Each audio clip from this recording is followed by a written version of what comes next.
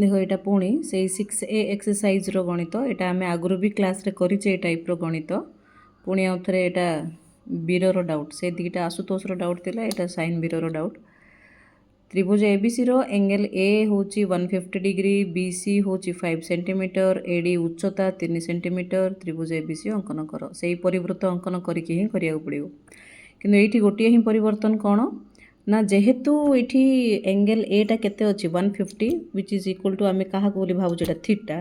and theta जेहेतु greater than 90 अच्छी तो ये दुईटा चेंज कौन हम ना जिते आम परिवृत्त अंकन करवा से परिवृत्त रे देखो ये मोर चित्र गोटे स्लाइड करुच्ची जे जो परिवृत्त रे इटा जदि आमर गोटे जिया ताहले केंद्र आउ जो माने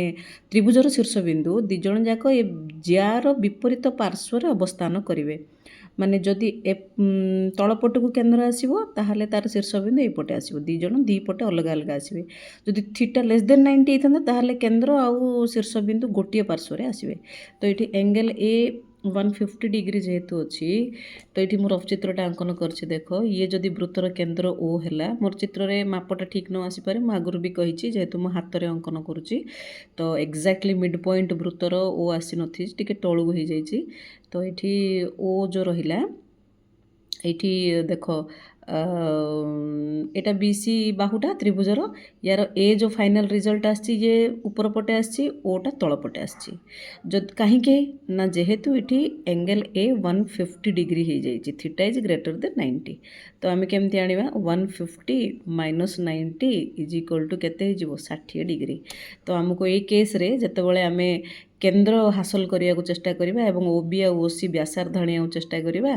तलपट को 60 60 काटिबा 150 माइनस 90 इज इक्वल टू 60 60 60 काटले मत केंद्र ओ मिलला तो चलो करवा गणितटी को केमती करवा देख ना प्रथम करके आम बीसी मु बारंबार कौच देख कि मो हाथ में टाणुची तो तुम्हें राउंडर रे टाणिब करेक्टली माप आसो बट स्टेप ठीक अच्छी स्टेप को फॉलो कर तो बीसी आम अंकन करवा बीसी केते अच्छी 5 सेंटीमीटर तो मैं आगु कही 150 माइनस 90 150 थीटा बोली भाविक नब थीटा माइनस 90 60 डिग्री तो ये बी पाखरे केतेटा फास्ट माप 60 डिग्री तो यही 60 टाक नेल सी पाखरे सेमती 60 तो आपको भी नेल ये जो जॉइंटटा छेदबिंदुटा ये केते हला ऊपर को एमती एमती आसीबो तो ये ओ हो गला तो ओ सी बा ओ बी को व्यासार्ध नहीं करी आमे तमे राउंडरटा को ओ पाखे रखिबो बी पर्यंत झिकिबो झिकिकी एमिति तुमको पूरा राउंडर रे मु तो हाथ रे धरिकी आ राउंडर रे टाणी पारिबिनी तो से मैं टाणुची तो यहाँ सी रहा यहाँ तो वृत्त देख टिके अंका बंका होके आसुची मैनेज करदेव तुम तो ओ बी आउ ओ सी हूँ तुमर ओटा केंद्र किंतु तलू को पलि आसला पूरापूरी ए पाखापाखि कौटी गोटे आसता है एमती ना जदि मुझे गोटे चित्र करने को चेष्टा करुच्ची आग ना काटिदेवी वृत्तटा तापर तुमको कहीदेवी स्टेपटा तो चित्रटा ठीक किना आसो तो देख आग कौन काटो वृत्तटा पर काटो सीटी मोर अबागिया आसुची बोली मु चित्रटा आउथरे कली तो केंद्रटा मोर तलू को आसो ऊपर शीर्षबिंदु आसो तो केंद्रटा कौटा ये आसला केंद्र मोर ठीक अच्छे तो बी सी मोर ये आसो तो प्रथम करी कौन काटबी बी सी बी रे केते काटबी 60 डिग्री एंड सी पाखरे केते काटबी 60 डिग्री ये 60 ए 60 कौटी छेद करेंगे यहाँ हूँ केंद्र तो फास्ट स्टेप हूँ बी सी अंकन कर मोर टे ऊपर चित्र अबागिया आसला बोली मुझे आउथरे कली फास्ट कौन काटल बी सी 5 सेंटीमीटर एवं बी पाखरे केते एंगल बी पाखरे 60 डिग्री एंगल सी पाखरे तलपट को 60 डिग्री से मैंने कौटी छेद कले ओ पाखरे ओ बी बा ओ सी को व्यासार्ध नहीं करी आमे परिवृत्त अंकन कले है परिवृत्त ये राउंडर रख ओ पाखरे बुलेब बुलेले ये आसला परिवृत्त ठीक अच्छे परिवृत्त पलि आसला